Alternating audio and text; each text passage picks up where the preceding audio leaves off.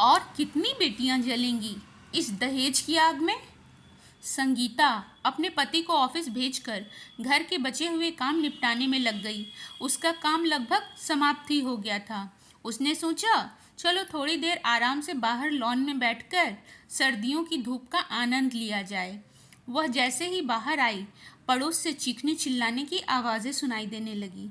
संगीता ने दौड़कर गेट खोला और बाहर निकल आई।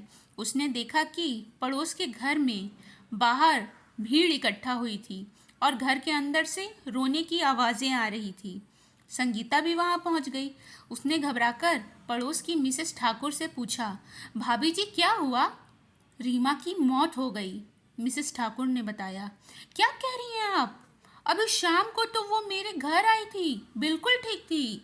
अचानक ऐसा क्या हो गया जो उसकी मौत हो गई? संगीता ने आश्चर्य व्यक्त किया। पता नहीं क्या हुआ, घर वालों का कहना है कि उसका हार्ट फेल हो गया, मिसेस ठाकुर ने बताया। संगीता ने जब रीमा की मौत की खबर सुनी तो उसके दिमाग ने काम करना बंद कर दिया। संगीता को कल शाम को हुई रीमा की कही बातें उसके कानों में गूंजने लगी। तभी मिसेस ठाकुर की आवाज़ से संगीता की तंद्रा भंग हुई। वह कह रही थी, संगीता जी, मुझे तो लगता है कि रीमा के घर वालों ने उसे मार दिया होगा। बहुत परेशान करते थे बेचारी को दहेज के लिए। संगीता ने इतना ही कहा। तभी रीमा की सास और ससुर बाहर निकले। उनके चेहरे को देखकर ऐसा लग ही नहीं रहा था कि उन्हें अपनी बहू की मौत का कोई दुख है।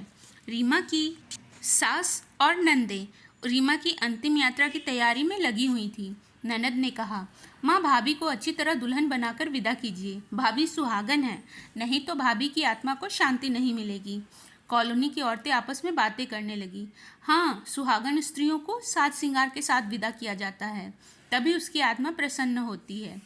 रीमा की ननद और कॉलोनी की औरतों की बातें सुनकर संगीता सोच रही थी, ये कैसी परंपरा है जो लोग जीते जी बहू को अच्छे कपड़े और गहने नहीं पहनने देते और उसे चैन से जीने भी नहीं देते।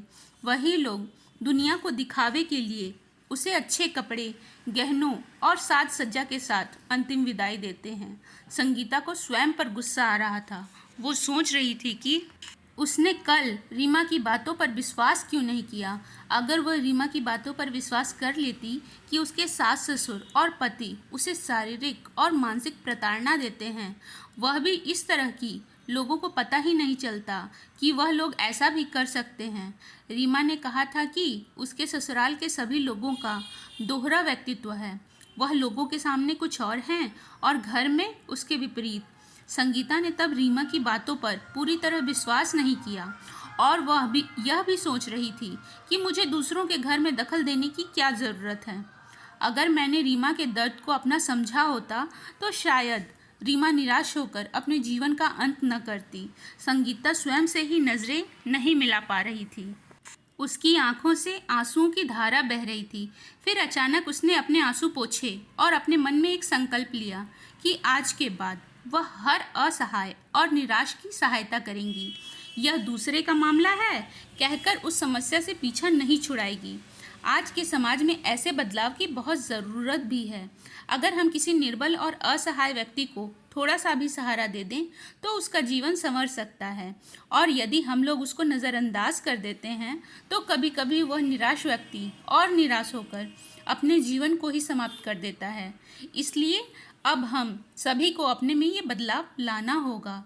दोस्तों, वीडियो अच्छी लगी हो तो लाइक करें और चैनल को सब्सक्राइब करें। धन्यवाद।